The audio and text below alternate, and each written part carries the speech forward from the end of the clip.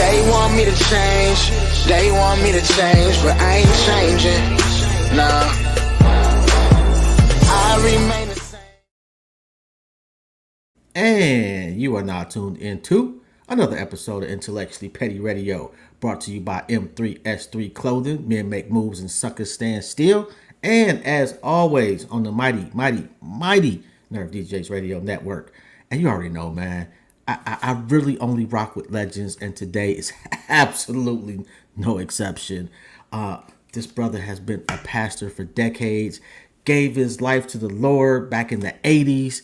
He has bought buildings, he has done tons of things for the community, Cleveland, of course, and beyond. And he was an advisor to President Trump. If you're not sure who I'm talking about, let's get him on right now. It is the incomparable Pastor Darrell Scott. How you doing, bro? Good, man. Good. What's up? Nothing much, man. What's up with you? How's life? How's the family? Hey, man. I'm just trying to keep it moving. That's all. Everybody's good. Family's good. Everybody's in good health. So, and it is what it is. Yo, man, I was, doing my little research or whatever, and bruh, like, I think a lot of what gets missed with you is a lot of the great shit you have done for people and for your church and for yourself and for your family. Like, why is that not part of your narrative? Well, I'm not the type of person that sings their own praises. I've never been like that. Um, I just do what I do, and if it gets out there, it gets out there. If it doesn't, it doesn't. A lot of people are so into self-promotion these days. Everybody has, because of social media or whatever, a lot of people have platforms and they're exploiting their narcissism on those platforms. I'm not like that. I was raised in a generation. I came up in the 60s, man, and I came up out them streets, and we were raised to, be cool and keep everything down, and don't be loud, and don't be flashy. At least that's the way I was raised up on the streets. And it translated when I came into the kingdom of God. We were taught that you were not to be in the flesh, to not engage in self-aggrandizement, to not be allowed to be in self-promotion, that you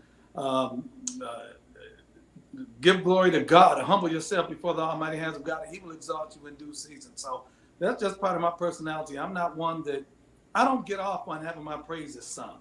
I'm not one of those guys that makes my church worship me as a God and praise me all the time. And, oh, it's pastor, oh, bishop, I ain't on that, man. I can't. If my church gets to clapping for me too loud, I'll be like, y'all tone it down. So I'm just not like that. That's all it is. Which is odd because your guy is probably the biggest self promoter in the history of tonsils. Yeah, but you know why? He does it for business sake. If you really knew Trump, you would know that he's probably, you would be surprised if I said this, but he's a pretty humble guy. And I'll expound upon that in a minute. But he did tell me something one time. He said, look, sometimes when people don't want to give you your credit, you got to go out there and get it for yourself. But to be honest, if you are in a room with him, especially if he's in a room with a bunch of preachers, he always adopts the position of the lesser, and the preachers are the greater. I remember one time he said, while you guys were out pursuing a higher calling, I was trying to build buildings. This was when he was thinking about running for president in 2015. He said, while you guys were out pursuing a higher calling, I was building buildings. I think it's time for me to catch up. So that shows me that he esteemed what we were doing as a higher calling, and he felt running for president was a higher calling as well. But if you're in a room with him, he's not boastful and braggadocious like that. In fact, he's probably the best host that I've ever been around as far as being hospitable is concerned and being engaging. And he has a lot of self-deprecating humor. You ever heard anybody that just cracked on themselves and have the whole room cracking up? Can't nobody hold court like it. I never forget we were talking about the fact that he doesn't drink or smoke. He never drank or smoked. And he looked around and said, I'm already enough. Can you imagine me if I was drinking? And there's stuff like that his public persona and his private persona are two different things. He's not a boastful blowhard in private. Okay. You've been knowing him for a while, for some years. About 12, 13 years. So your personal relationship with him is good. Yeah. I talk to him all the time. I talk to him every week.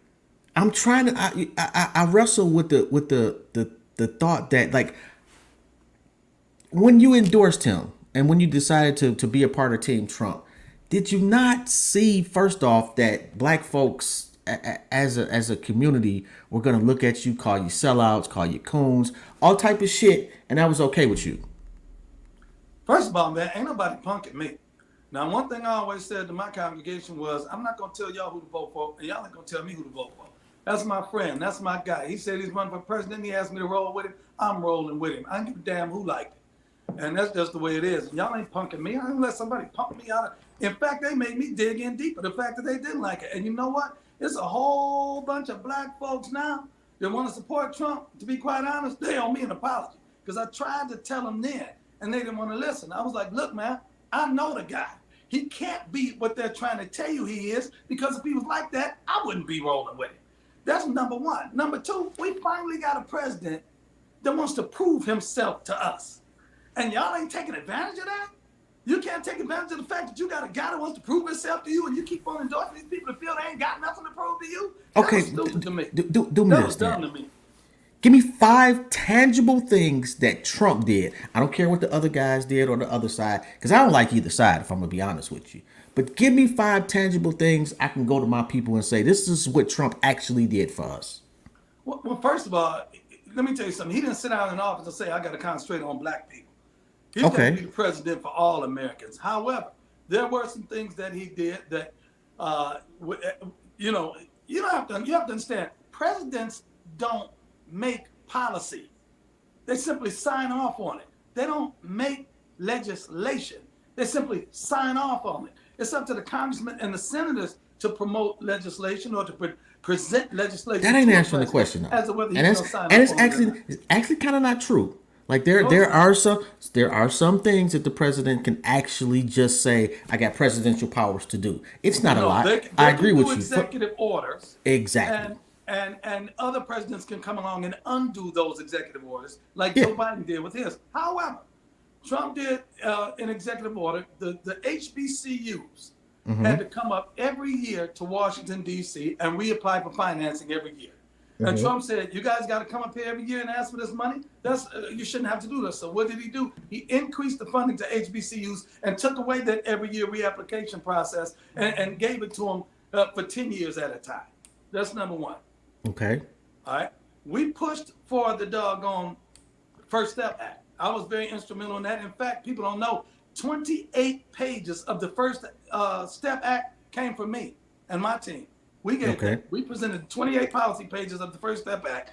And what it does was recognize the fact that there was sentencing inequalities. I'll give you an example. When people say today, and I argue with Republicans about this all the time, when they try to say that there was no systemic racism in America, I said, if there was no systemic racism, then what was the point of having to have criminal justice reform to alleviate any inequities that existed in the criminal justice system? It was systemic racism. Blacks were being over-sentenced and over-incarcerated. Trump recognized that. And we passed the First Step Act in order to alleviate that. Okay. He presented the opportunity zones. Now, the opportunity zones, that was pretty ingenious for him to pass that, simply because it did not rely on Congress or the Senate to pass the legislation. Okay. Opportunity zones, Let me cut you off right there. I'm sorry. With the opportunity zones, did they actually do anything? No, listen. The opportunity zones incentivized private investors to take their capital gains money and invest in designated communities for tax benefits. And so as a result, it didn't rely on government funding. Now, what happened? COVID messed up the opportunity zones. A lot of projects that began and a lot of initiatives that had begun were shut down during COVID. And as a result, remember when COVID came, the stock market crashed. So everybody's capital gains money was lost. There were no capital gains during COVID. So that's what happened to the opportunity zones. But there are a number of opportunity zone projects that are going on right now. Now you gotta have money already on hand for opportunity zones to work for you, right? Excuse me?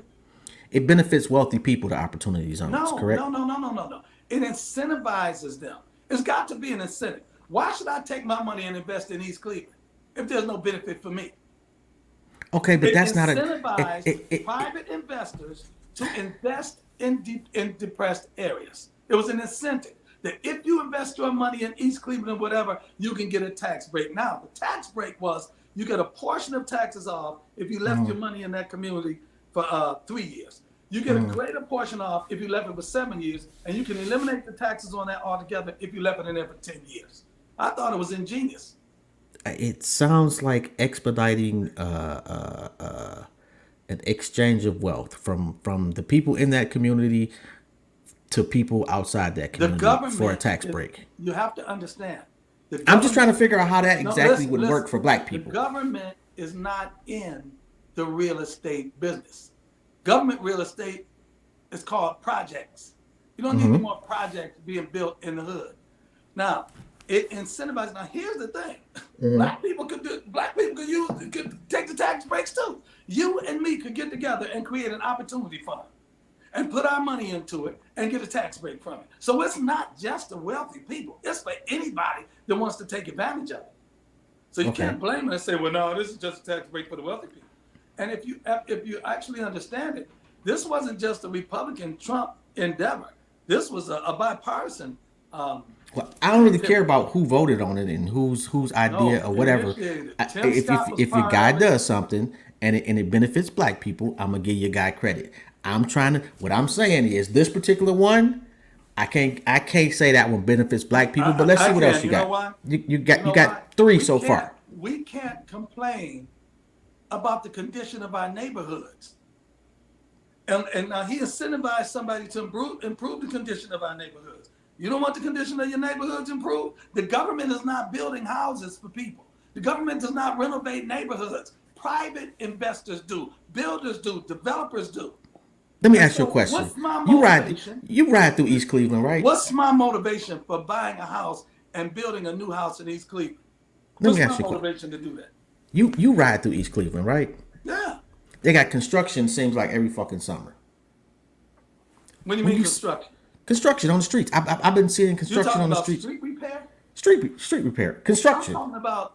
No. But I got a point to make though.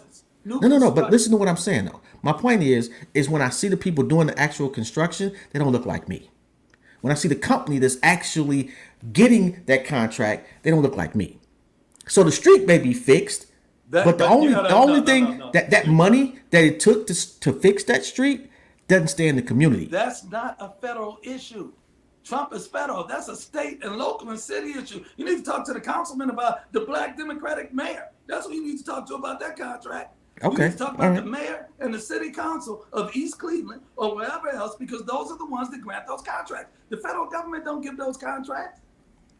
Trump ain't got nothing to do with that. Okay, what's number 4? They don't look like you. That means black people ain't working at them companies then. That's all that is. What's number 4? What do you mean what's number 4? Whatever. I'll give you some symbolic things. He pardoned Jack Johnson. He designated Martin Luther King Jr.'s home as a national landmark. But in 4 years, what you want? 5 things in 4 years is one new thing less than every year.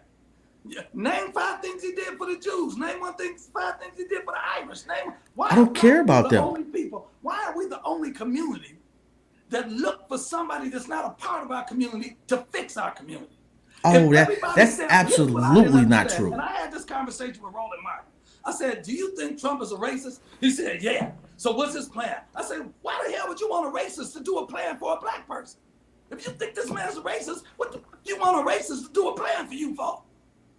And they shut him up. We can't say that man's a racist and then turn around and say, what is he doing for us? I don't know. I personally don't know the man, and I don't know. Like, I went over the whole the racist clips and some of the stuff on YouTube where they try to. Okay, he said this. He says some asshole shit a lot. My thing is that he is fully no more aware. Than Joe Biden. He didn't say no more bad stuff to Joe Biden. Again, I'm not a fan of Joe Biden, bro. So I don't really care. Did you vote for him? I didn't vote for either one of them. So then, if you didn't vote for either one of them, you really don't have a voice. You can't play both. You can't play both ends against the middle and say, okay, Trump doing bad. I can be critical. I can be critical of the president of the United States, regardless of what I have done or who I voted for. Like if I voted for Biden and Trump wins, I still have the right to be critical of the job performance. Not of him. I don't care about him personally. I'm talking about the job performance. But what are you Yes or no? voting for? You're voting for a job performance. You're not voting for a person. Let me tell you He something. didn't even win. He didn't even win the popular vote. Like what would be the point? John F. He Kennedy won didn't anyway. either. John F. Kennedy didn't either. I wasn't alive, bro. Richard Nixon won the popular vote in I 1960. was not a. I wasn't even a zygote. I was not even alive. But I'm saying that's a predecessor. That's a Donald Trump is not the first president to lose the popular vote. Al Gore won the popular vote. Al Gore won the popular vote over George Bush. I'm not disputing that. My point is, what I'm my saying, vote. I'm of the ilk. We're not a democracy. I We're agree. a constitutional republic. And the reason why the Electoral College is set up, so you don't have 2 or 3 states like New York, California, that have the greatest populations deciding the fate of the entire country. So that's the reason why the founding fathers set us up as a constitutional republic rather than a democracy. So we're not a democratic nation. We are a republic, a constitutional republic. And that's I agree with you. This is not a democracy. However, at some point, just like they've made amendments to the Constitution, at some point they need to change the way shit is going. Because why shouldn't they? Because at this point, I would prefer to not have 2 people out of a whole state be able to dictate, or however many electoral votes you got from your state. That's be not able how to. that works. How does it work? Ain't no 2 people from no state do nothing. I didn't say. Well, I misspoke. Not necessarily 2 people, but each state has a certain number of electoral votes. No, that don't have nothing to do with it. Each state has a certain amount of electoral votes. That's what I just Ohio, said. Ohio might have 10 electoral votes. Right. California might get 40 electoral votes. Exactly. So if you win Ohio, you get all of the 10 electoral votes. If you win Florida, you get all 40 of those electoral votes. So that's how it goes. And so you can hypothetically win more states and win more counties and get more electoral votes, whereas the popular vote would be decided by a California, which leans heavily Democrat and liberal, a New York, which is heavily Democrat and liberal, a Illinois, which is heavily Democrat and liberal. You can't have 3 states decide the fate of the entire country. So they put that system of balances in there to make sure 3 states don't do that. And I think it was an ingenious that I finally I personally don't care about the 12 people in Iowa. I don't care about the 32 people in Montana. And I'm being facetious. I don't understand when you say the 32 people. I don't understand what you mean. I'm being facetious. They have a very small population compared to New York or California. Yeah, but you can't have if there's something that if Californians want to make transgender surgery a law of the land, and Ohioans don't, you can't have the people in California decide what we do up here. That's what, just like somebody sued to have Roe v. Wade overturned, they can take it to court. You can take some things to court. Some things don't. In this country, you can take everything to court. What I'm saying is this: who's the they? The bottom line: the system of the Electoral College, the way it's set up, is an excellent system. And wasn't nobody crying about it until Trump won. They weren't crying about it when Obama won. They weren't crying about it when Clinton won. They weren't crying about it when nobody won. Once Trump won, we got to change the Electoral College now. And personally, I guess it's kind of like when the Black Panthers was carrying guns and they had no problem changing the gun laws. Anyway, that was in what state was that in? California? That was. Because gun laws are state to state. See, you guys keep trying to make something federal, which is a state issue. And a lot of state issues they want Trump to get involved in, then he ain't got no involvement in it because he's the federal government. That's actually semi-true. Because each state, especially the larger states, depend a lot on government money. Federal government money. All states depend on government money. So not as much as maybe New York and California. Iowa doesn't get as much money. Just numerically, it doesn't make sense. They don't get as much money as New York. However, if a president says, I'm going to cut off $100 million from your state, which he can do of federal money, No, he Yeah, can't. Oh, they've been threatening No, states to he do that can't. shit for No, he eons. You're gonna can't. tell me they He don't do that? can't just say, I'm not giving this state any money. He doesn't have arbitrary, unilateral power like that. There's a system of checks and balances up there. You think Oh Congress, my, you oh think my. the congressman and the senator from that state are going to allow him to cut their money? They're not going to do that. If that's the case, he would have been cut him. You think Nancy Pelosi going to let him cut San Francisco's money? You Yeah, think they're I going don't. to I don't think she would have a choice. She You wouldn't think let her. what's his name? Cory Booker and them gonna let him cut New York's money? That ain't happening. Okay, let me ask you this: Donald Trump is not a racist. Who is in politics? Who is what? Who's a racist? Everybody in America has some racism in them. And the thing is, it's on a person by person basis. I always said this: racism is like the word ugly. I can't describe it, but I know it when I see it. And black people just as racist as anybody else. Heck, we not only have interracial racism, black people have intra-racial racism. We got dark-skinned people that's racist against light-skinned people. You got light-skinned blacks that's racist against dark-skinned blacks. And we know that. Spike Lee brought it out in the movie. Why you got to do that, You though, got bro? some light-skinned people that say, man, can't keep them black. I don't trust them black folks. And But that was not what I'm asking you. Light-skinned parents that if their daughter brought a real dark-skinned guy home, they say, get him out of here. Now, so we can't cry about what we do. That prejudice and racism, two different things. I think we can both agree on that. However, you didn't answer the question. What's the question? The question is, okay, Mitch McConnell. Is Mitch McConnell a racist? I don't know. I've had a conversation with Mitch. Mitch McConnell, watch this. You want to hear a funny story? Okay, gotcha. When they went to pass the First Step Act, Mitch McConnell refused to take it to the floor. And Van Jones contacted me and said, Mitch won't take it to the floor. I think you're the only one that can get him to do it. And Jared Kushner called me and said, Mitch won't take it to the floor. I don't know what to do. And I was at home in the shower that night. And I had a brainstorm. I came out, I called Jared at 1 o'clock in the morning, woke him up. I said, man, I know how I'm going to get Mitch to take it to the floor. He said, how? I said, I'm going to play the race card the same way they play it. And I got on TV and I got in the print and got to talking about it was a black-white issue. Then I called Mitch directly and threatened him. I said, man, if you don't take this to the floor, I'm going to bring 500 angry black people up there and we're going to tear your office up on Capitol Hill. And then Mitch took it to the floor. Afterwards, he called me. He said, me and Jared watched it together on C-SPAN. Then afterwards, he called me. He said, you happy now? I said, Mitch, I'm going to give you a black card. I'm going to give you a hood pass. And we're going to put a statue up in front of the rec center down in the hood. And we had a laugh about it. We had a laugh about it and went on about his business. Let me be honest. And I said this during the 2016 campaign. What a lot of people think is racial is not racial. It's cultural. Donald Trump was at the time 69-year-old billionaire. He ain't gonna turn his hat backwards, sag his blue jeans, and start bumping rap music to prove he ain't racist. That would not, or act like he got a bag of a bottle of hot sauce in his pocket. He kind of got sued literally for being racist. No, he didn't. So they didn't sue him about not renting his father. And I'm gonna tell you why. And I'm gonna be honest. I had this conversation in Louisville, Kentucky, with some people from Black Lives Matter before. What it was, they had put millions of dollars into a new apartment development, right? And they didn't want to rent to Section 8 tenants. I don't blame them. I ain't gonna take my money, but I don't blame. And I know black people that won't rent to Section 8 tenants. You realize that Section 8 tenants are predominantly white, actually.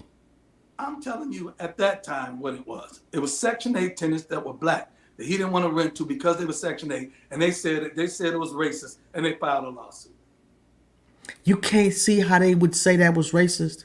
Hey, man, if that's the case, I had some property for rent before, and a person came pulling up in the yard to see it, had about 6 kids in the car with him, told me he was on Section 8, and I ain't want to rent to him. And let me tell you why. Because he ain't spending his money on it. Let me ask you a question.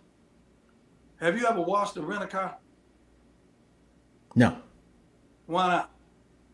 Because I never rented one long enough for it really realistically to be dirty. Because it ain't mine, and I ain't putting my money in it. I mean, but if you want to be honest, I've washed my car that I have probably twice in the last year. You can look back in the newspapers when you would have places for rent, half the things will say no Section 8. A lot of people don't want to rent to Section 8 people.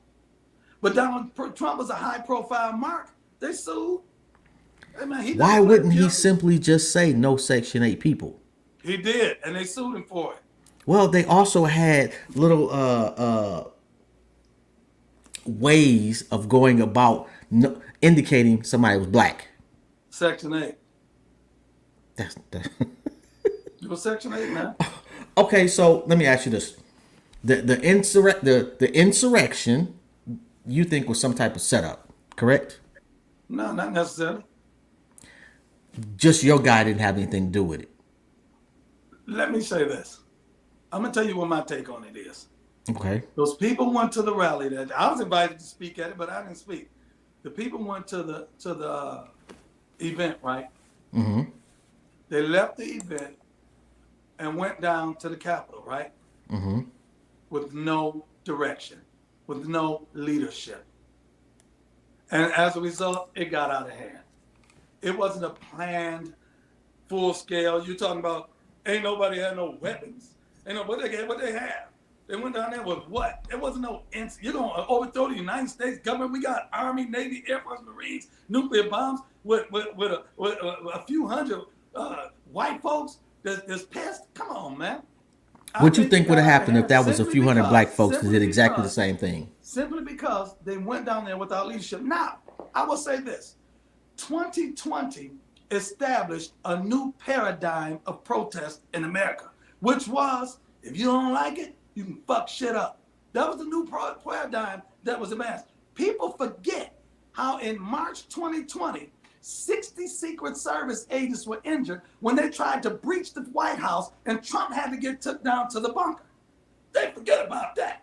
60 Secret Service agents were injured. They tried to push the fence down to go into the White House. And nobody said anything. You forget about the fact that they defaced the Lincoln Memorial. They defaced the Washington Monument. They were pulling down statues, and all we heard was property is inconsequential. Property means nothing. It's about lives. They can protest. It's just about property. They burned this country down in 2020. They established a new standard of protest. They burned the country down, bro. It's hypocritical to me that the holy Capitol, the Capitol is holy. You don't touch the Capitol, but you can break into the White House. So if they could have gotten that again, they'd have drugged Trump out on that front lawn and tarred and feathered him if they could. Again, I'm gonna ask, do you think it was an insurrection or not? No. So those people, it was perfectly fine for those people, and they actually somebody got killed during this whole non-insurrection. A cop shot him. Somebody got killed. If me and you go rob a grocery store and I don't have nothing to do with no weapons, nothing like that, and all I steal was a pop, and you shoot the clerk, we shot the clerk. So let me ask you this. All summer long, when they burned and looted America, that was cool? America didn't get burned and looted, bro. Kamala Harris set up... you realize that a lot of those people actually went to jail too, right? How many of them? I don't know. I didn't count. But I'm willing to bet that more people went to jail for insurrections or looting, whatever you want to call it. Let's call it the uprising.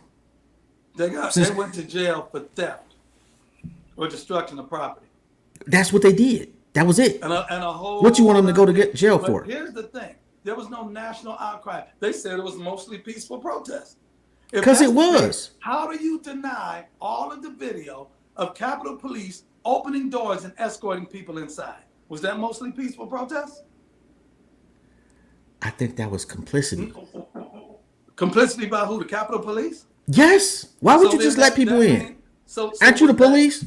So was that part of the insurrection? If police waving people in, then you are wrong. Then you are wrong, because they should have been shot on sight. It was a stand down order given. If they had got orders to shoot them on sight, that's my point. Tell me this: if black people, if that was a Black Lives Matter protest, and it was nothing but black people, and they did exactly the same thing that the insurrectionists did, what you think would have happened? Nothing.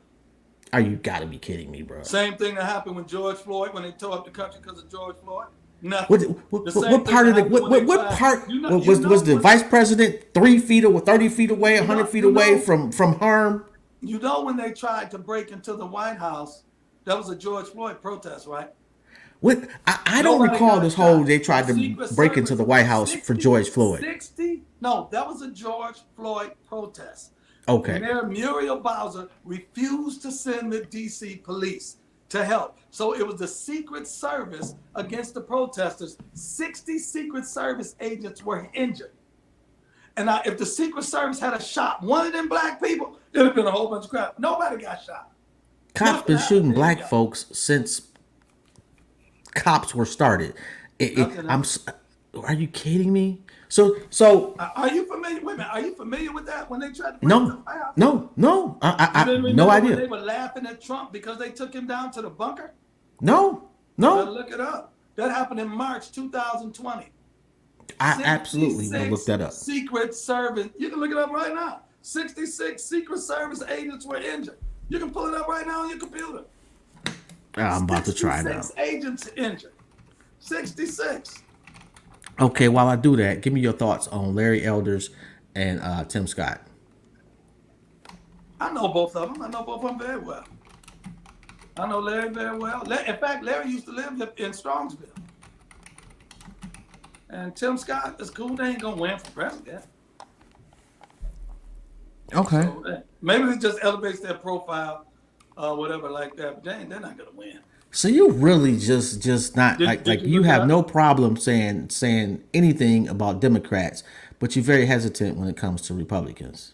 What do you want me to say? I said the guys ain't gonna win. I want you to be honest about the person that they are, the people that they What do you are. mean the person that they are? Tim Scott's a nice guy. He's a Christian. Tim Scott's a Be- Christian. Being Well, a I'm not Christian, gonna bash him. come on, bro. Being a Christian doesn't make you a nice person. What has Tim Scott done wrong? I'm not saying he did anything wrong at all. He's a nice guy. If you met him, you like him. Larry Elder's cool too. Larry Elder from South Central LA. He ain't no punk. But I don't agree with him with all this old cooning that he be doing. No, I ain't agreeing with that. And I ain't agreeing with Tim Scott when Tim Scott stood up there and said ain't no racism in America. That's some coon crap. I ain't down with that. And But it sounds like that's what you're saying in a roundabout way. What are you talking about? I'm saying what in a roundabout way? It just comes off, and you haven't like verbatim Produce said one there's no time, racism. Produce one. I'm talking time about when I said now, ain't no racism in bruh. America. It gives No, off you the, asked me to give individual examples. You said who in Washington D.C. is a racist. Heck, I don't know. How do you not know? You know, What? okay, How would I know? because you was in Washington D.C. Because racism is a subjective experience. I know, and Okay, you've had so enough what I'm experience saying with is racism to be able to know who's racist and who's Who am I not. supposed to point to and say is a racist? Okay, you're right about I'm trying to read it You up. said who do read I some know? of You it. talking about people I know.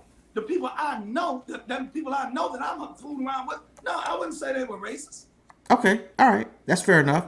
Let me ask you this: are you still Did an you look advisor up- to President Did you look Trump? that up yet? I'm looking Did it you up look that now, up? bro. It's easy to find.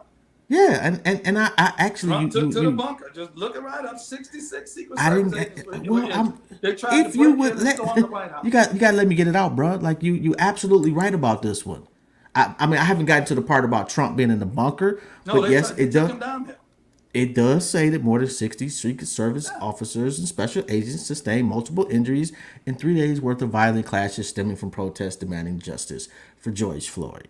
Now, That's that must be a left-leaning publication. They don't It's say that actually- they tried to breach the White House and Trump had to be taken down to the bunker. it is actually Fox News. They didn't say that because I can pull it up right now on my phone. It is actually Fox News. I'm gonna pull up the article. I'm gonna put something right there so you can see it easy. Published I'll put it May right up on screen. 31st, 2020 at 2:56 p.m. Eastern Standard Time. Yeah, I'm gonna tell you what it looked right now. The uprisings overflowed from Lafayette Park and continued near the White House on Saturday night and early into Sunday morning. It Protesters in doesn't the say area. they tried to breach Trump. Just type in Trump taking the bunker. Type that in. Type in Trump taking the bunker. See what that do. Well, if you would let me try to read it's a whole ass article, That's bro. what I'm saying. To me, the White House is more important than the Capitol. If we judging on what place is holy and what shouldn't be but be touched and breached. The White House was trying to be breached, and you didn't even hear about it. That shows you right there. The fact that happened and you didn't hear about it. Okay, but that doesn't mean that it makes it right for a bunch of white folks to just break into the Capitol of the United But it's okay States. for a bunch of black folks to break into the White House, huh? Okay, show me the black folks though. So Black Lives Matter wasn't black people? Actually, a lot of them was white folks. It was a BLM protest. And if you look at this, actually, matter of fact, the picture they got on here is a multicultural display of protesters, and it literally has Black Lives Matter. Break into the White House. They tried to break into the White House. I'm just telling you what it is, and you know full well. Now that's all I know. The president of the United States had to be taken to a place of safety, and you didn't hear about it. Now what does that tell you? That tells me I don't watch Fox News, because I'm pretty sure Fox News. On Fox News, what are you talking about? It was on CNN too, bro. It was everywhere. They laughed at him. They mocked him. They were laughing at the. They laughed at him a lot, bro. You got, like that. That was kind of like a theme throughout his whole presidency, and it wasn't just the left-leaning people. They laughed at him over in Europe too, publicly. You try to change. Wait. I'm doing one of your numbers, right? I'm doing one of your numbers. I can laugh at AOC and them about getting took to the tunnel. I can laugh at Nancy Pelosi for getting took to the tunnels for safety. He was taken to the bunker for safety. And nobody has a problem with that?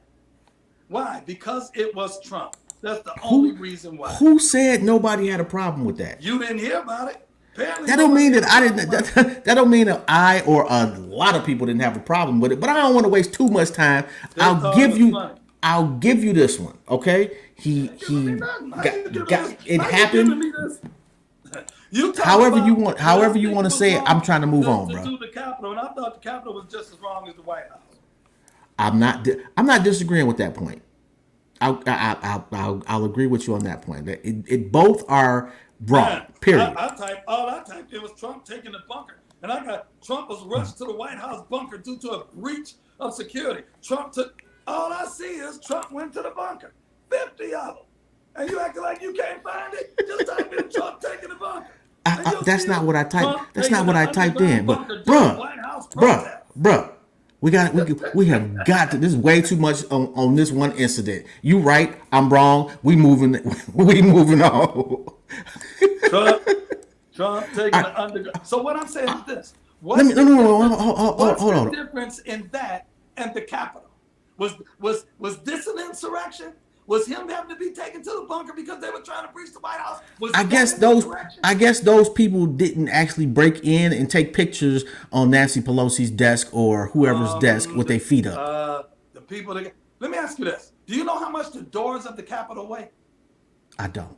2,000 pounds.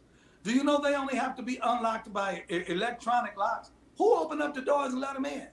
They didn't break the doors in. Those doors weigh 2,000 pounds apiece. They let them in. It was a setup. It was a setup. That's them. That's got nothing to do with me.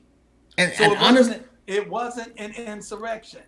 They waved them in. They let them go into Nancy Pelosi's office. They let him sit up at the gavel. Some stupid looking dude with a doggone horn on his head. He walked in. And they should be prosecuted. What's up? That wasn't no insurrection, man. They should be prosecuted. The only people had guns were the Capitol Police. They should be prosecuted. Period. For what? Anyway, breaking and entering? The police that just let them walk in the doors should be prosecuted. Yeah, you're right. I agree with you. Now, are you still an active member of Team Trump? Are you still an advisor? Yeah, heck yeah. I haven't seen you politicking. I haven't seen you on the news, although I don't watch much Fox News, but usually your clips go viral. If you notice, the campaign hasn't gotten out in full swing. I talked to Trump. Heck, I talked to him day before yesterday. I talked to Trump once or twice a week, every week. I'm very much involved in the campaign planning. We got some big stuff on the horizon that we're working on. Got a lot of big stuff that we're working on. What you got? What y'all working on, bro? Hey man, I can't let it all out yet. We're gonna make an announcement. We're gonna have a press conference and everything on it. Okay, are you gonna be part of the? Well, first off, he's been charged 8,000 times. Mm-hmm. And I ain't been charged not once. Okay, well, good for you. You better go right. Because there's a lot of people that You all more go right with him. specifically, Michael In Cohen. fact, Harrison Floyd is going to be on my television show tomorrow night. Is that the brother No, not he's going to tape tomorrow, but with the show will air on Saturday nights. is that the brother that was locked up? Harrison and I are good friends. Okay, like why he was locked up for a while there, right? Yeah, she denied him bail. The black district attorney denied the black man bail. Well, the district attorney doesn't control whether he gets bail or not. It's the Yes, she judge. did. No, the judge does. She's the reason why he didn't get no bail. No, They called him a flight risk. okay, but that's what they always do. It's the judge's decision as to whether you get bail All the or not. white folks got out. The black man stayed in. That's interesting that you even noticed that. I mean, who can't help but to notice that? Okay, it Harrison seems cool, like though. You're a cool dude. I know him it very seems like the Republicans just left him out to dry. well.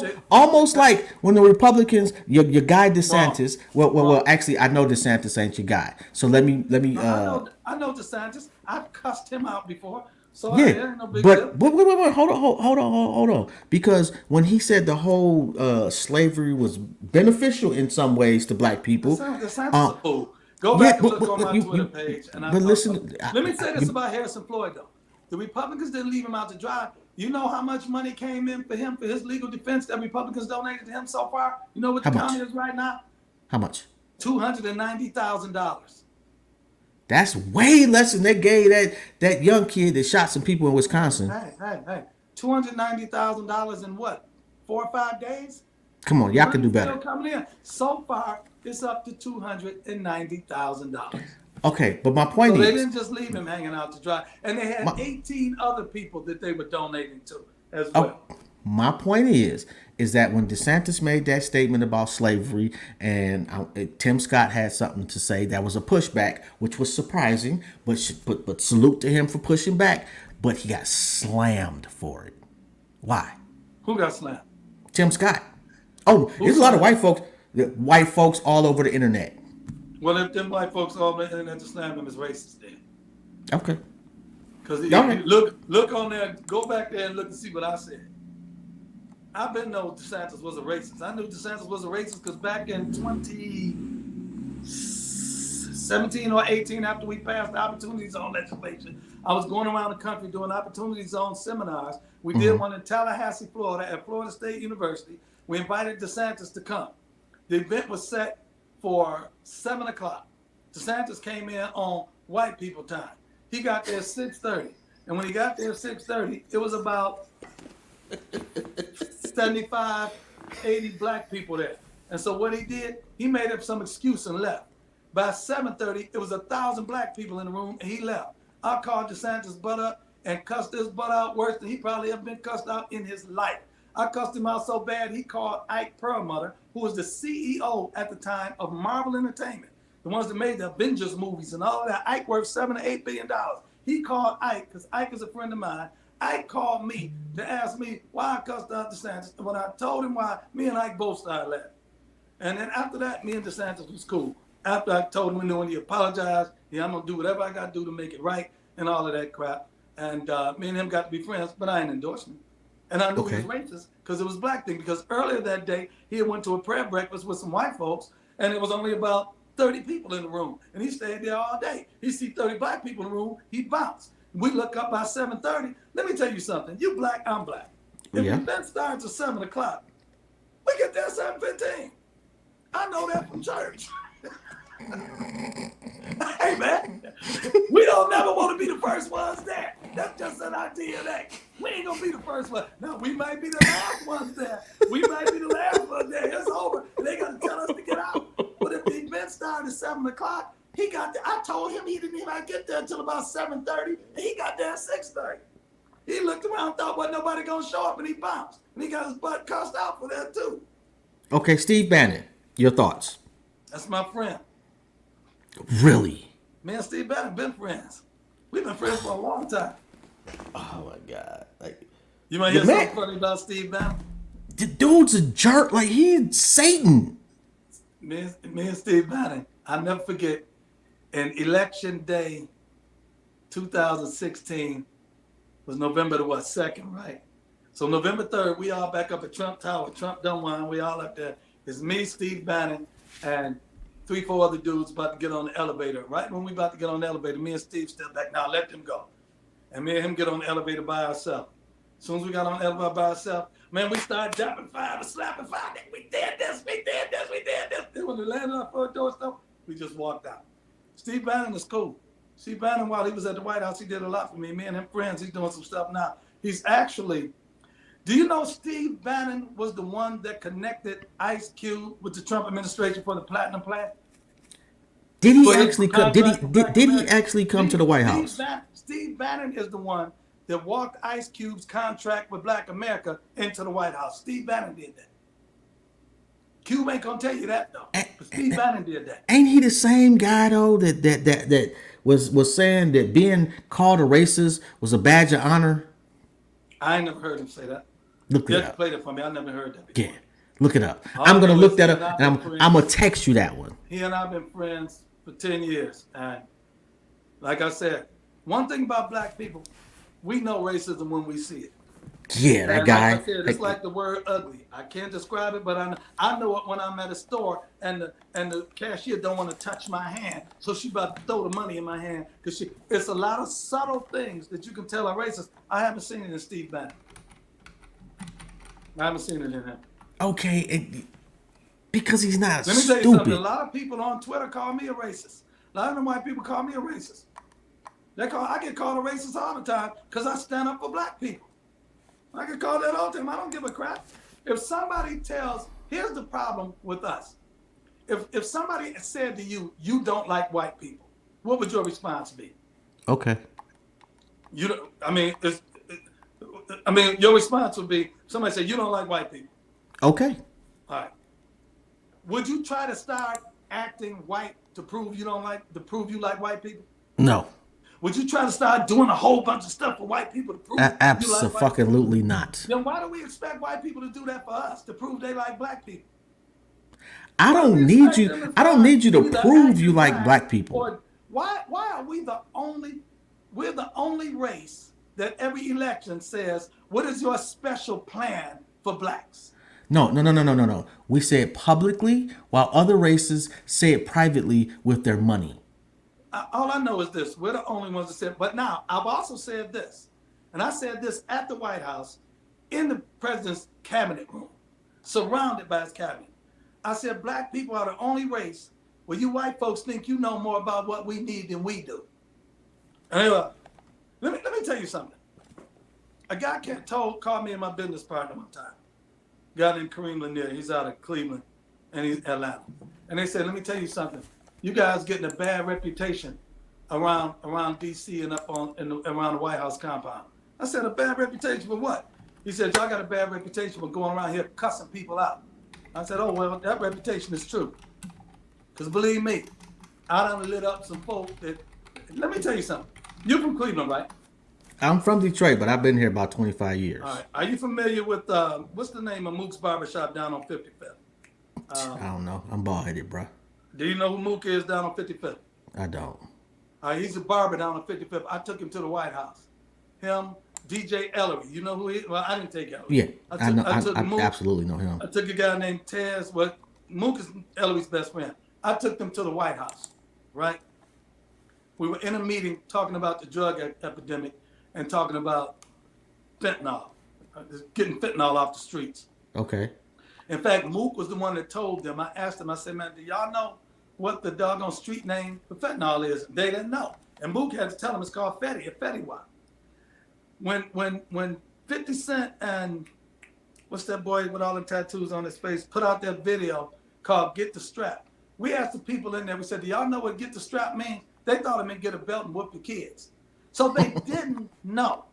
You understand what I'm saying? I said, Now, one thing Mook walked away with, I said, Mook, he walked out, he said, man, I don't believe this. He said, first of all, I don't believe y'all up here talking to these white folks like this. Y'all talking to politicians I watch on TV like this. And they letting you talk to them like that. And I really didn't know that they was concerned with how to get this stuff remedied in the black community. It was an eye-opener for him. He said, I'm going to have to go home and translate this crap because people don't think They thought they was going to go up there and just a Ku Klux Klan meeting. But see, here's the thing. And I told black people, and this is what embarrassed me. I was telling black people, I said, man, look, I got an open door. I was up at the White House so much, nobody even asked me what I was up there for. Mm-hmm. And I said, I got an open door. I invited so many different black people to come up there to have a conversation and to remedy stuff. And they was like, they were scared to go because they didn't want to be, are the TV cameras going to be on? They said, no, I'm up there. Well, I ain't going. Now, let me tell you about some sellouts. I'll give you an example. Lisa Leslie is a sellout. You want me to tell you why? The basketball player. Yeah, you want me to tell you why? Because I need to know why. Back in 2015, I asked Lisa to come do some stuff with the Trump campaign. She know, I don't have for Trump. I don't have for Trump. Okay, Lisa, no problem. So I'm about to hang up. She said, hold on. How much money will you give me if I do it? That's a sellout. You don't mess with him. That's against your principles. If I pay you, you'll do it. You know who else is a sellout? Tesla Figaro. That's on there with Charlamagne the God. Say that again. Tesla Figaro. That's on TV on Breakfast Club with Charlamagne the God. You want me to tell you why? Who the hell is that? I'm trying to figure out who that is. She's the fat black chick that's on there with Charlamagne on the Breakfast Club. Oh, because they be having different other guests on there, like guest hosts. There a lot. Let me tell you how her thing was. She was rolling with Bernie Sanders, her and Nina Turner. They saw me downtown Cleveland. They said Bernie Sanders is going to lose back in 2016. And when Bernie Sanders loses, we want to come over there with Trump. Nina Turner and Tesla Figaro, right? Right after that, Nina Turner got hired by CNN, so she didn't want to come. Tesla Figaro comes to me. I want to get on with Trump. I introduced Tesla Figaro to Michael Cohen and the people on the Trump campaign. They gave her a tryout. How? They got her on TV. She went on Fox News and stuff like that to advocate for Trump. She came back off and asked, how much can I get paid? I said, get paid? Yeah, you ain't getting paid. You want to come on board? We'll put you on TV. But you ain't getting paid. Oh, no, I can't do it if I ain't getting paid.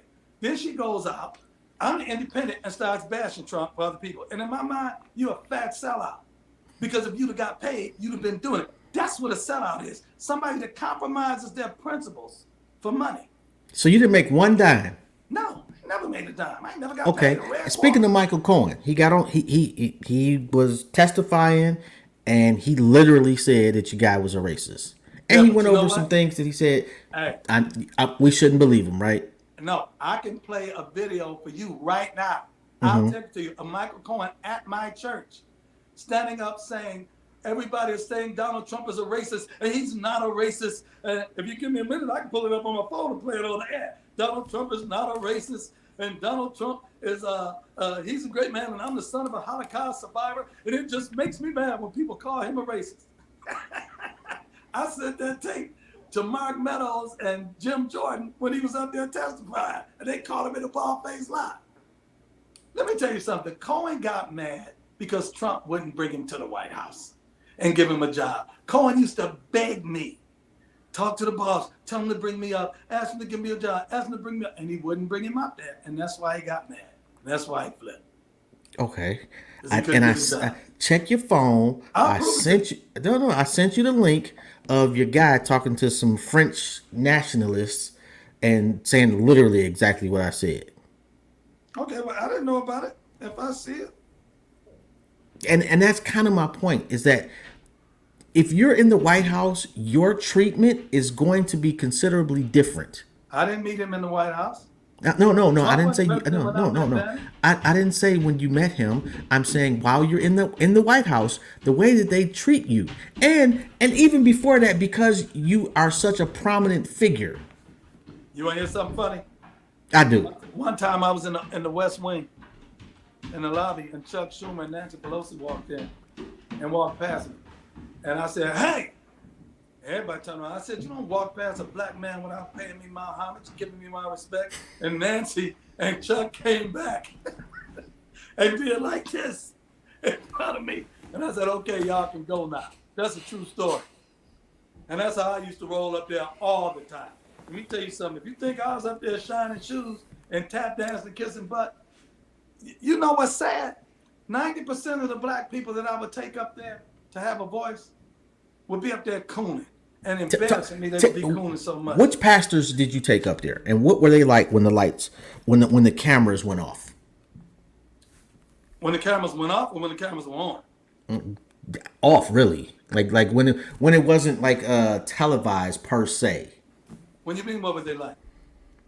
What did they do? How did they talk? What was they saying to the president? They was kissing his butt. Hey man, it was embarrassing. I go around the room as Darrell Hines from Milwaukee, John Gray, Mike Freeman, Van Moody, a, a bunch of black pastors, right? They got up there and was kissing Trump's butt so bad, it was embarrassing to me. I text my friend that was in there, and I said, man, these dudes is in here cooning. I'm telling you, after the meeting was over, I walked out with Trump. Went over, me and him had talked about something else. I came back in. I said, man, y'all guys, y'all missed it. They're like, what do you mean? What's wrong? I said, y'all had an open windows moment. Here y'all in here with the President of the United States in front of TV cameras. You could have said anything you wanted and asked for anything you wanted, and he couldn't have told you no. And y'all so busy swinging off his nuts that y'all ain't get nothing from it. I told him that. Hey, when me and him went in the back, I said, your butt cheeks ought to be chapped from all that kissing that they was doing. He just shook his head. And I told him point blank, man, y'all up here cooning for this guy like that? He not even like that. I mean, if you're going to coon and kiss his butt, he's going to let you, but that wasn't it. They could have stood up and said, my name is such and such. I have a crisis center for homes, and I want this and I want that. And he would have had to say, yeah, he couldn't have said no. I took Jim Brown to meet him. He met Jim Brown through me. I took Jim Brown to meet him at Trump Tower. Mm-hmm. And Jim Brown was telling him the work he was doing with the Medicare program. You know what Trump told him? He said, Ben Carson got $900 million laying around in HUD. And we'll get you some of that money. But you know what he said after that? He said, if Ben don't give you the money, no problem. I'll write you a check out of my pocket. I got the money too. That's what he told Jim Brown. And when the great Jim Brown came downstairs, they all want to call him a coon because he met with Trump. They don't know. They couldn't touch the hem of Jim Brown's garment or wasn't worthy of shining, get Jim Brown shoes, all the stuff he did for civil rights and black people over the years. And they want to call him a coon because he met with Trump. And Trump told him he'd give him funding to help black people in the community. Our people be perishing for lack of knowledge, man. But they're waking up now. They see that we've been sold a bill of goods by Joe Biden. I've never been a fan of Biden, never been a fan of Trump. They are equally poison. I think that they ain't poison nothing. Al Sharpton, Trump's friend. Trump act black. Trump act just like a black rapper. A swag, the bling, the over the top. Is this what Al Sharpton said, bro? And all these people that want to call him racist. Let me tell you something. Jesse Jackson called the White House probably once a week while Trump was president. And they chopped it up because they've been friends for a long time. Jesse Jackson told me back in 2016, he said, you make sure you stay over there with Donald. Just in case he wins, we need somebody over there. We need one of us over there. I talked to Al Sharpton one time. He and I were debating on MSNBC. I said, Al, he was talking bad about Trump when they were opening that Civil Rights Museum. And I said, Al, all this stuff you said in private, come on up there and say it to his face. I'll put together something, you come on up there and say it. Because I was trying to put together that race summit that none of them would participate in. I talked to Rich Paul about LeBron coming. No, we ain't going to go. I talked to Kaepernick's people about coming. No, we don't going to go. They want to talk all that crap out there in the streets. I said, sit down face to face and tell him. They ain't want to do it. So when Al didn't come, I saw Trump that week. I said, because you cannot trust that guy. Man, it would have been in public on TV. What can't you trust? That doesn't. You have to. It doesn't matter. It doesn't matter. It's one thing to get photo ops. It's another thing to actually believe that somebody's going to keep their word. Al Sharpton is the photo op king. So no disagreement right there. I'll say this much. When I said to Trump, I said, me and Al had a debate about on the other day. He said, about what? I said, we had a debate about it was about you. And Al was doing his batch. And you know what he said? He said, me and Al Sharpton have been friends for a long time. He said he used to come up around all the time and hang out with us and all that and come to all the parties and stuff. He said, we've been friends for a long time. And that's all he said. He didn't bash him. He didn't hate on him behind his back. And let me tell you something. What people say behind your back speaks a whole lot louder than what they say in your face. He didn't say one bad thing about it. Jesse Jackson called him a racist on TV. Jesse Jackson called him that night and apologized to him. And when he went on TV, he said, a guy called me up and called me a racist, called me back and apologized. I don't mind. And he never would put him out there in them streets like that. I called Trump. I think I told you about this. I called him several months ago. He was on the golf course. He had Lawrence Taylor with him. He had O.J. Anderson with him. They golf buddies. They go golfing. They go golfing together. They was a standing golf date every Tuesday, Sunday golf. And so he put me on the phone with LT. And I talked to LT and we busted each other's chops. I was telling LT I was destroyed him on the football field and all that. So afterwards, I was kind of heated. I say, man, these guys know you ain't a racist, but they won't go out there and say nothing. What? They won't go out there for you. You know what he said? He said, man, that's all right. They want to protect their brand. It's all right. See, that's how he is with his friends. Marcus Allen. He did a lot of stuff. He said, me and Trump been friends a long time. I know he ain't no racist, but I ain't going out there because I don't want them folk attacking me. So I know the drill. And I know what a lot of these black folks that's in public, I know what they say in private. And I also know how a lot of these white folks get down. They will show you one thing and behind your back. Because I'm curious what he's saying about you behind your back. Because they will, hey, I am not racist. Matter of fact, I'll give you a story. I work with a guy. I had vouched for this guy. I helped him get a job. I thought we were friends. I really did. White guy. And when shit, I can't remember who it was that got killed. One of the brothers, young brothers that got shot by the police. Tamir Rice. It was Was it local in Cleveland or national? No, it was the young brother Freddie in Gray, Florida. Michael Brown, Tamir Rice, Samuel Bland. The young brother in Florida, and I'm sorry, Trayvon Martin. Yeah, Trayvon Martin. When Trayvon got murdered, and actually it wasn't the police, but when Trayvon got murdered, the real him came out. And it was a lesson for me that I learned later on in life, because coming from Detroit, you don't deal with white people all that much, and it really, dude he turned into a completely different person. And coming from Detroit, Trump pardoned Kwame Brown, right? Kwame Kilpatrick, I mean. Did you know that? I did not know that. Yeah, and Kwame wouldn't even come out and thank him in public. Look it up. Trump pardoned Kwame Kilpatrick. And he helped ASAP Rocky get out of jail. And your boy, he helped ASAP Rocky get out of jail. No, I did that. That was me that did that. That's why if you look up Trump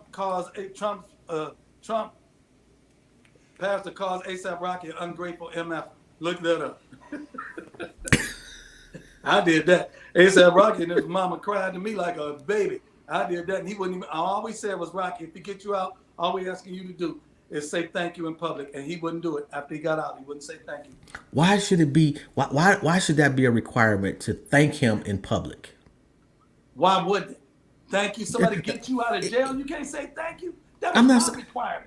I'm not saying. I'm not saying that you can't say thank you. Rocky But if you're doing it to get something, why do it? I don't know Rocky from Adam's house cat. I got family members in jail. If y'all calling me to say for me to get you out, and I ain't asking for you for no money, and I ain't asking you for nothing to do it, and all I'm asking you for me to use my doggone access to get you out, the least you can do is say thanks. I shouldn't have had to ask you to do that. That's the least you can do. But you did. And he said he would, and he did. But that's not Christian, bruh. Man, it is Christian. Get out of here. You give a bum on the street some money, you expect a thank you. That's really? Not, you're not going to make me be good. The man didn't even say thank you. He should have left his butt in there. You should have left him in there. Should somebody get somebody? What the heck I care about some A$AP Rocky? I'm not in that rap game. And I'm going to take my doggone, hey man, ain't but so many favors you get from anybody. And I'm going to use my favor up on you. And all I'm asking you to do is say, man, if you get you out, just say thank you. I didn't ask him to say it in public. He wouldn't even get on the phone and say thank you in private. Okay, well that's different. What kind of crap is that? Because you literally just a minute ago did say that you wanted a public thank you. I did want a public thank you, and I wanted them to thank me too. You got doggone right. I'm just saying. I want to thank you. If so, So else, what am I expending my energy on your behalf for? It's a million people in jail that could be got out. so What's if you special could go about back in ASAP Rocky? time, you wouldn't get ASAP Rocky out of I jail. had never even heard of no ASAP Rocky. A That's friend not. called me about him. I don't know nothing about that rap world. I've been saved 40 years. I don't listen to that music. I ain't You know know who that that dude you know they was. got Christian rappers though. Is ASAP Rocky a Christian rapper? He's not. All right, then. I ain't never hadn't even heard of this dude. I didn't know who he was. A friend called on his behalf and said, could he get, do you know what Trump did for ASAP Rocky? Trump threatened the president of Sweden that he was going to put tariffs on all of the imported Volvos and stuff if they didn't let Rocky out. He didn't have to do that. He called me. Who is this guy, ASAP Rocky? Should I do it? All right, Darrell, if you say do it, I'll do it. And then you turn around and won't even say thank you? Man, come on, man. That's tacky. That's tacky. That's classless and tacky. I will say that had I been in his shoes, I'm gonna thank you. That's all I'm saying. That's decent. That's common decency. That's all I'm Yeah, saying. like if I'm stuck in another country, locked up, excuse me, Hey, and you get he me got out, he got yeah, I'm gonna he kind of thank got you. LeVar Ball's son out. Man, they was about to lock that boy up for 10 years. President Trump called China's President Xi himself. Xi didn't even know nothing about it and got him to let LiAngelo Ball out of jail for stealing them sunglasses out the Louis Vuitton store. And then his daddy got out and wouldn't say thanks.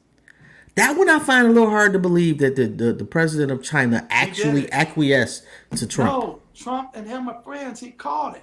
He did it as a favor, man. Can you let him go? He got him out. It wasn't no acquiescence. It was a private phone call. He got him out. And the dude didn't even say thank you, man. LeVar Ball got out. I know I got out. He didn't let him. You know full well you get caught stealing a baked potato over in China, you're going to do 10 years. And he got him out, and he didn't even say thank you. He got Kodak Black pardoned. He pardoned Lil Wayne. Kodak Black Pardoned thanked his him. Kodak Black thanked him. Yeah, I know. Me and Kodak are friends. I talked to Kodak today. Really? Yeah. What? So what do you and Kodak Black have to talk about? The black community, doing positive stuff for the black community. I told you we got something big we about to roll out. I'll give you a preview there. I won't give you no name. Okay. I've got an executive director of Black Lives Matter that's jumping ship. He's not jumping ship from the Black Lives Matter. He's coming on board to publicly support Trump, bringing hundreds of guys with him. He's going to denounce Joe Biden and the Democratic Party and put his support behind Trump. Him and hundreds of other Black Lives Matter militia. Wait for the press conference. That would be interesting. You Googled it, you knew I ain't bringing no sucker to the table. He ain't no random anonymous dude. Okay, let me ask you this. Giuliani, your thoughts on him? Who? Rudolph Giuliani. I know Rudy. Rudy, my friend. Rudy's a friend of mine, man. You know, Rudy's son Andrew is a very good friend of mine too. What you want me to say? What you mean my thoughts on it? I mean, let me tell you something. Let me tell you something. I don't even know what to say on that one, bro. Let me And that's tell you unusual. Let me tell you something. There's a lot of guys in the penitentiary, a lot of guys out of the penitentiary that I grew up with. These guys were stone cold killers, murderers, pimps, drug dealers, armed robbers, and all that. They used to call you Cotty, right? All I know is they my friend. That's all I know. They my friend. I don't approve of what they do. I don't approve of what they did, but I approve of who they are, and they're my friend. I know guys that have literally killed. I know guys that did 25 and 30 years in the joint for murder. And when I see them, I'm glad to see them, and I hug them, and we embrace, and we talk about old times. And so they're my friend, and that's all I know. And Rudy Giuliani is my friend. That's all I know. Dude is Satan. I'm sorry. That's all I know. Why you say that? Why did you say Satan? He just really seems to be. I mean, if you. Matter of fact, seems to be. I was going to say Is something Al else. Sharpton Satan? Yeah, he Well, close. I know Al too. Yeah, I'm not a fan of Al Sharpton. But listen, Al Sharpton, I'm not opposed to Al Sharpton. Let me tell you What something. you need, you and Let me Al tell you. Let me tell Sharpton, you. Let not me tell you necessarily. something. Wait, hold on. You and Al Sharpton not necessarily need each other personally, but in a professional manner. Your side needs a Al Sharpton, and Al Sharpton needs a you. You guys Listen, do the tango of politics very well, and it makes for great television. but it's not just that. I'll give you an example. I went up to the RNC, my partner and I. And when you go to the Republican National, when you go to RNC headquarters, when you walk down halls, they got all these doggone pictures on the walls of all these great Republicans through the years. And you know, we went up there and said loud, "Hey Ain't man, no black people on the wall, Sal. why ain't no black people up on these doggone walls? Y'all need to get some black people up on these doggone walls. You mean to tell me after all these years we ain't got to have no black people? Why Frederick Douglass ain't up there? Why Herman Cain ain't up there? Why Michael Steele ain't up there? All these black Republicans we done had over the years, why ain't none of them up on that wall? That's one thing. Now, you know what I told the Republican Party? I said, if, and I said this on Twitter, loud and long, if you want to see it. I said, I have no problem with Al Sharpton. I have no problem with Ben Crump. They serve a valuable purpose. Because if a black person feels that they've suffered an injustice that needs national attention, who on the right can they call? Who on the right, who in the Republican Party can a black person that got screwed over call and then get them some national attention? You. I said, so don't give me that. Al Sharpton provides a service to the black community. Ben Crump and them do that. Hey man, if you get effed over and somebody says, I'm gonna give your plight national attention, I ain't looking up, I don't want to do that. I don't care if it's Al Sharpton, Joe Sharpton, Frank Sharpton, Herman Sharpton, whoever Sharpton. If you can take and get me some national attention to this and get me justice, if I'm sinking on a boat and my boat is going down, I'm not going to ask what the political party is of the person that throws me a life raft. So I ain't got no beef with Al Sharpton. He does good for the black community. A lot of people don't like him. They don't like his way of doing it. But doggone, a lot of people that get screwed over. If it wasn't for Al Sharpton, wouldn't nobody know who they was. If it wasn't I'm for not Ben gonna Crump, sit here wouldn't and nobody act know like who they was. he has not been beneficial at times. He will get them national attention. And if That I'll give you. if a black person, what'd you say about Harrison Floyd? He got a left in there. Larry Elder ain't gonna stand up for him. Leo Terrell ain't gonna stand up for him. Now I stood up for him, and I said it was a black thing. And they be, you know what they do all the time? They tell me all the time, you sound like Al Sharpton. You know what I tell them? I ain't gonna say it on the air because I can't. But I don't care, man. One thing I will do, I don't care what nobody say. I stand up for black people. You go down my Twitter feed, you'll see it. I'll be on there battling with them white folks left and right for black people. And it is what it is. And I ain't never been ashamed to say it loud. It just, you know what? I'll tell you what it is. At least from my standpoint, from what I see from the outside looking in, is that first off, politics is a really dirty game. It just is. Always has been. Like you can go back. It's lightweight to me. Well, I'm just saying, just You period. want me to tell you why? You want me to tell you why? Wait, hold on. After going through what I go through with black preachers in the black church, after church politics, that little stuff up in D.C. is child play compared to Actually, church politics. I would agree with you. However, from what I've seen, politics is a dirty game, and sometimes you have to cozy up to people that you absolutely don't even like or have nothing in agreement with except one issue. From the outside looking in, especially black folks, when we feel like somebody is racist, we want us all to be in unison against that individual. That's because we be getting played like suckers, man. Let me ask you a question. Do you think Obama was a racist? No. I do. You know why? Do I think he was beneficial to black people as a president? No. Obama been to my church before, right? I wouldn't doubt it, but I didn't know that. Yeah, I know Obama very well. But I will say this. When I say a racist, I say this way. All black people say things that if a white person said it, we say they was racist. You know one thing we all say? Man, you know how them white people is. Man, you know how them white folks is. Man, you know, that's them white folks, man. That's how them white folks is. We all say it. If Yeah, they but you say that leaving if they out say that about context us, and intent. if they say that about us, we'll be calling them racist.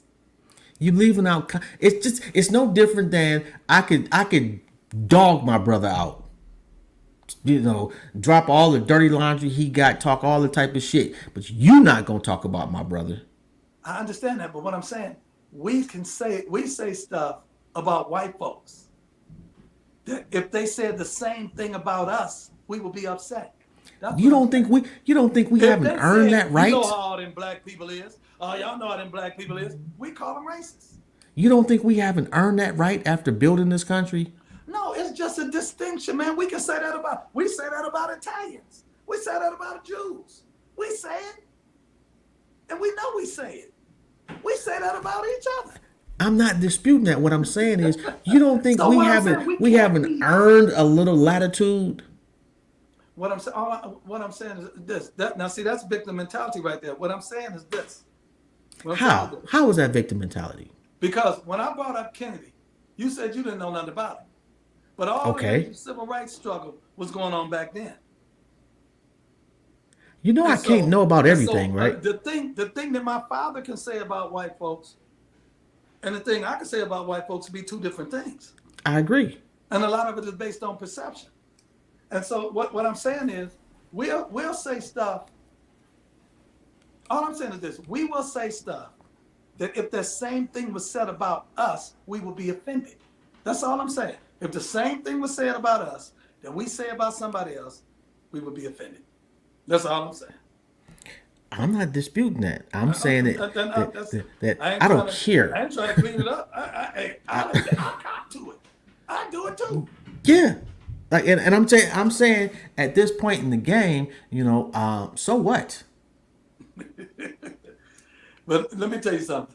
Here's the thing about DC politics. It was easy for me. It's easy for me. You know why?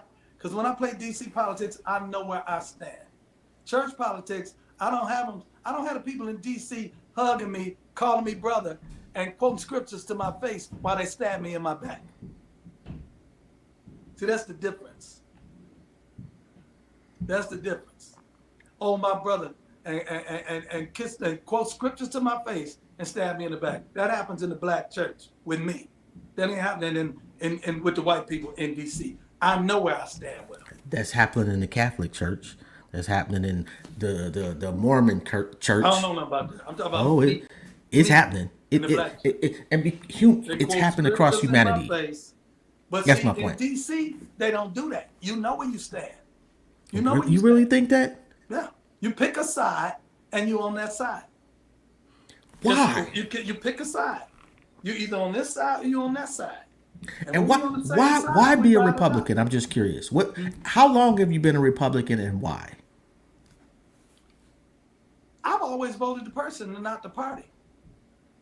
And so, let me tell you something. You cannot produce one video of me being down for the Republican Party. I always was just down for Trump. Trump was my guy. You ain't seen me out there going hard for the Republican Party. I vote the person. Now, I voted for Obama in 2008. I voted for Bush in 2000. I voted for Clinton in 92. I vote the person, not the party. I voted for Clinton. I voted for Bush. I voted for Obama. I didn't vote for Obama the second term. But I voted for Obama the first time. And then I voted for Trump. Who did you vote for the second term? I didn't vote for none of them the second term. You complained though. You complained about something too. I wasn't voting for Mitt Romney. I wasn't doing that. I know Obama. Let me tell you something. Obama is not a people person. Obama is an elitist. And I didn't care for him personally. And so because of that, I ain't vote for him. Because How did you feel just as a brother when he got elected the first time? Hey man, I voted for him the first time. You know why I voted for him? But that's not what I'm asking you. I voted for him because he was black.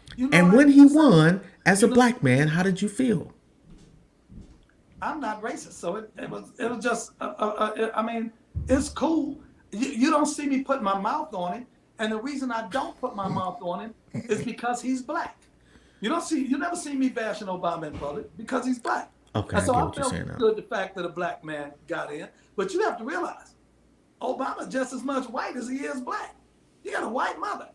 Ben Carson says something that was very true about Obama. He said Obama ain't got no real black experience in America.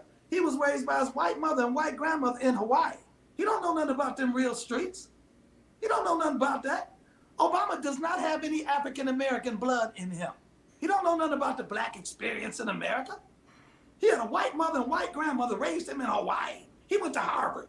He don't know nothing about these streets. Shoot. He got everybody fooled. He think he the smartest guy in the room. He got a good hustle. But as far as being in these streets and knowing what the black man on the street is about, he ain't know nothing about that crap. He ain't never lived that life. I felt so phenomenal when he won the first time. I didn't. Do I? I mean, it was cool a black man won, but you got to I understand. didn't think that it would ever happen in my lifetime. Yeah, but here's the thing you don't realize. Black people didn't elect him president. White people did. If black people was the ones that decided that election, the black people decide every election. We have a black president every year. White people voted for Obama. White people put him in office. Just like black folks put Biden in office. Funny? Watch this. You want to hear something funny? I used to say, man, Obama ain't got no black friends. All his friends is white. Obama's daughters ain't got no black boyfriends. Their boyfriends was white. When Obama started being president, he went with Richard Branson from Virgin Records. They went on the thing. You don't see him kicking it with no black people. What are you doing in Chicago? You don't see him doing nothing in Chicago. You don't see him doing nothing for black people in the hood whatsoever. All this stuff about what Trump gonna do for black people, what did Obama do for black people? Again, I will agree with you on that. He did nothing.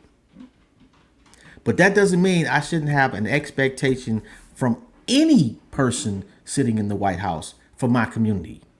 Just like every other community has an expectation to get something done for them. The alphabets want something for them. The Asians want something for them. Jewish people want something for them. What they asked for was legislation. They asked for legislation. That's what they asked for. Now all we have to do is ask for legislation too. I think we've been asking for that. We just don't get it. But presidents do not make legislation. But presidents and senators do. Presidents are driving the ship. You can't tell me, yes, they may not have the map, but they are behind the wheel. No. You can't tell me that a president does not sway his party one way or another. Congressmen and senators introduce legislation. And if it passes Congress, passes Senate, the president signs off. Half of that legislation isn't even written by the congressmen and senators. It's written by big business, who gives them literally the bill and says, this is what we want. We're talking about for black people. Our black congressmen and our black senators need to introduce legislation that gets passed for black people. Okay. Now, all I hear is everybody crying about Obama ain't did nothing for black people. Not Obama, Biden. You can get one piece of legislation passed. After your guy would, let's say, he wins again. Name me five things Biden did for black people. I don't know how many times I gotta tell you, bro. I'm not a Biden fan. All I said was name me five things he did. I don't have five things. Name four. I don't have four. I don't have three. I don't have two. I don't have one. But we voted for him en masse. That we wanted him so bad. We did not vote for him. Specifically me. Now, I'm just saying, if you had the ability to get one piece of legislation passed, what would it be? Right now? Yeah. I got to give some thoughts to that. I don't have it right in the top of my head. One piece of legislation. Hey, man, let me say this. No, you know one thing I would get passed? Reparations. Say that again for me, bruh. Reparations. Yeah. I'd go for that. That's what I need right there. My great-great-great-grandfather fought in the Civil War. I think we're owed reparations. I have no problem saying that out loud. I've said that to the Republican Party. I've said it out loud. I've said it on Twitter and all that. Reparations. One piece of legislation passed for black people, reparations. Give us our god doggone checks. Give us I'm our with you money. on that. And we I'm with buy you on what we that. want to buy with it. If I want to take my money and buy some weed, if I want to take my money and buy some rims, if I want to take my money and buy some clothes, if I want to take my money and do it as my doggone business. But I do with it. But that's one thing I would do. Reparations. Yes, I would absolutely do that. And I'm absolutely going to have a conversation with Trump about addressing reparations. And that's one of the reasons I'm trying to put together another race summit with him now, so that we can sit down and have that discussion with him and a lot of high profile members of the black community. And whoever doesn't want to come, don't, because there's a lot of people that do want to come. Okay, I feel you on that. What happens if your guy gets convicted? I think he'll win the presidency before then. Some of this stuff is state though. There ain't nothing you can do about that. You still got to go to But the jail. state stuff is civil. It's not criminal. So the stuff in Atlanta is not criminal. That's some bull crap. I'm just saying. Election interference. That's I that. don't think he's going to get convicted. I don't think he'll get convicted. What happens if he does though? Hey man, then if he does, he's just gonna have to deal with it. All I know is this. I know one person that ain't got down there getting convicted of that stuff. I tell you that doggone much. I will say that. That's all I know. Do you think this country has a serious problem on their hands, violence-wise, if in fact he gets convicted? No. I don't think so. I don't think it's gonna be. It just is what it is. I don't think so. I don't think people are gonna go out here tearing up nothing and do all of that stuff. I wouldn't disagree with you until, especially the Proud Boys guy, 22 years. Is that fair? Okay, he got 20 man, and he's stupid. Okay. So you're not a fan of the Proud Boys, then? Excuse me? Are you not a fan of the Proud Boys? I don't know them folks, man. I never fooled around. I never associated with them dudes. I never heard of them guys till Joe Biden brought them up at the debate in Cleveland. It was my church first, politics second. I don't know nothing about no Proud Boys. I don't know what they thought they was gonna do. If they thought they was gonna do the government, they stupid. Well, it seemed, outside looking in, the way Trump handled the questions about white supremacy. He handled it. He handled it wrong. He handled it wrong. I told him that night. I said that night, man, you shouldn't have said that. You should have answered that different. Okay. I'm done telling that, and he like, you think so? Yeah, okay. What else do I gonna do? Kick him in his ass? I mean, I told him I think he handled it wrong. Okay, I handled it wrong.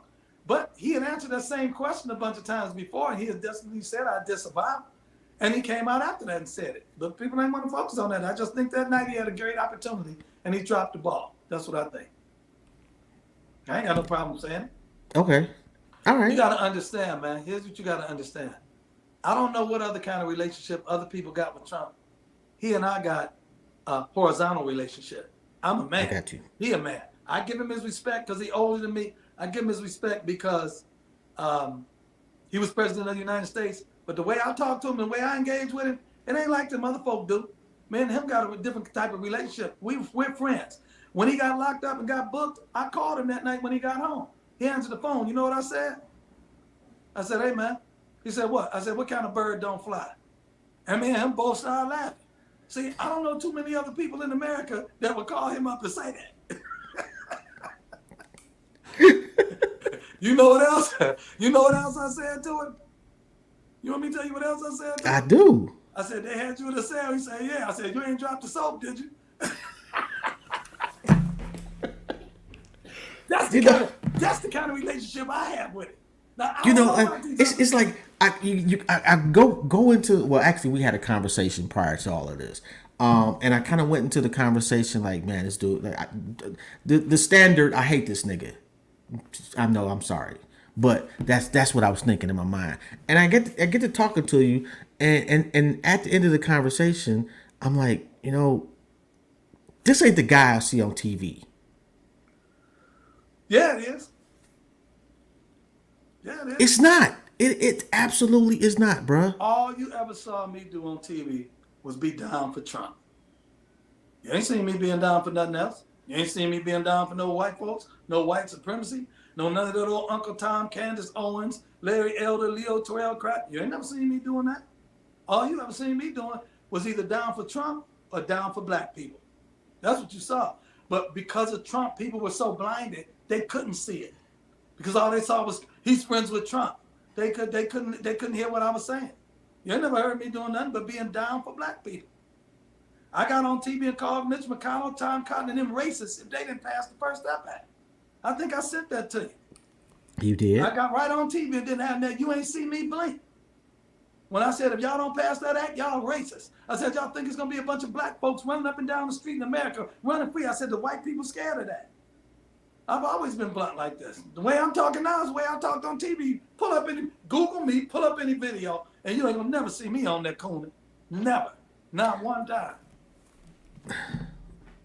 I've looked at a lot of I was footage. down for Trump because that's my dude. That's my friend.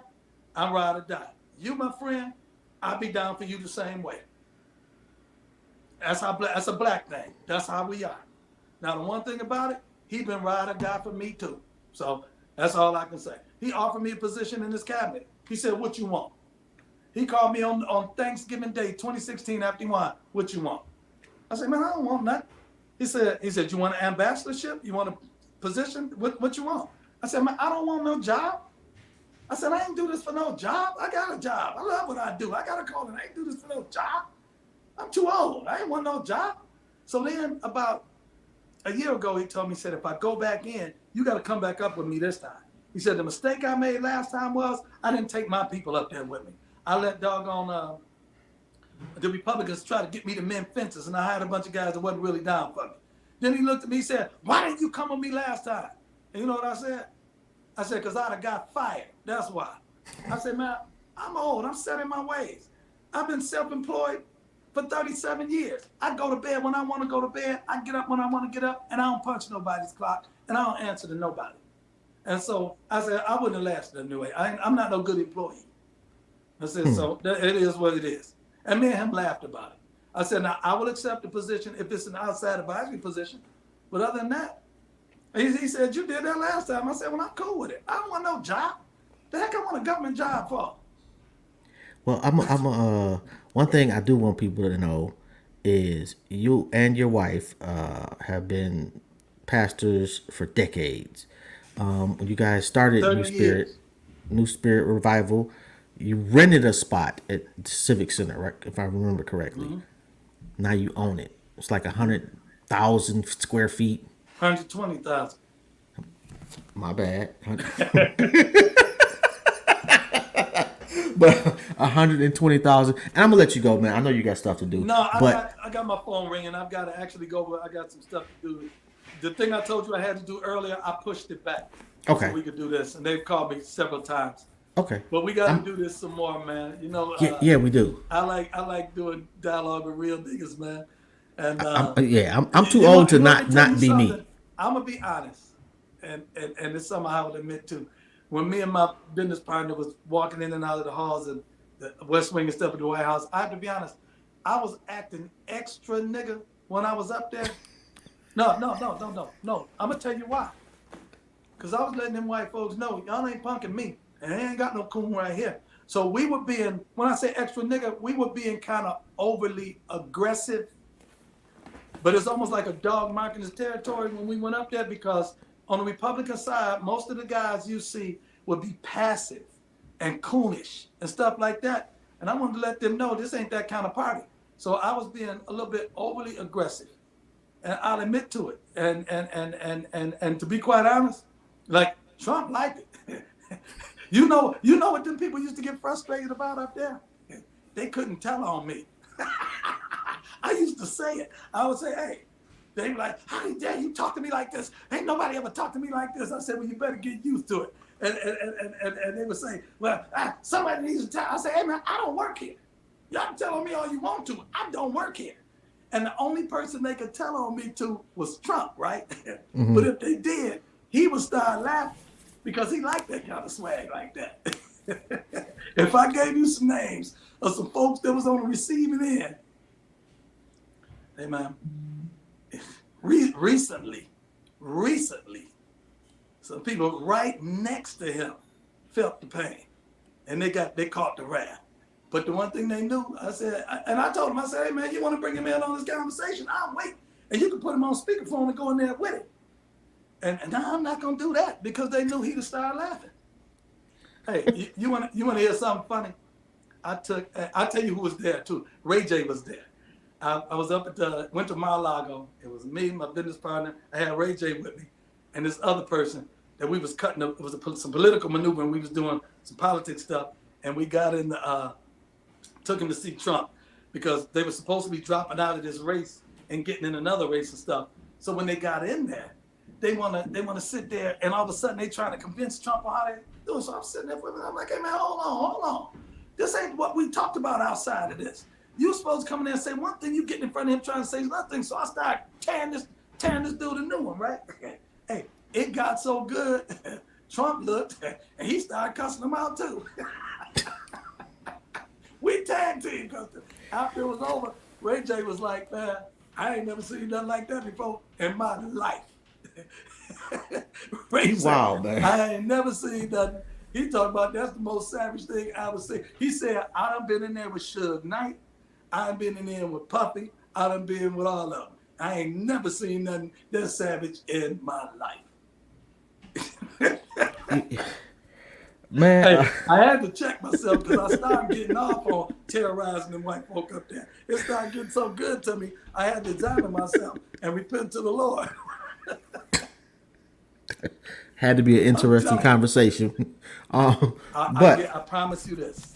What's that? I make this promise to you right now before I go. If he wins again, I'm taking you up there. I'll interview you, guy. I got questions. I'll take you up there.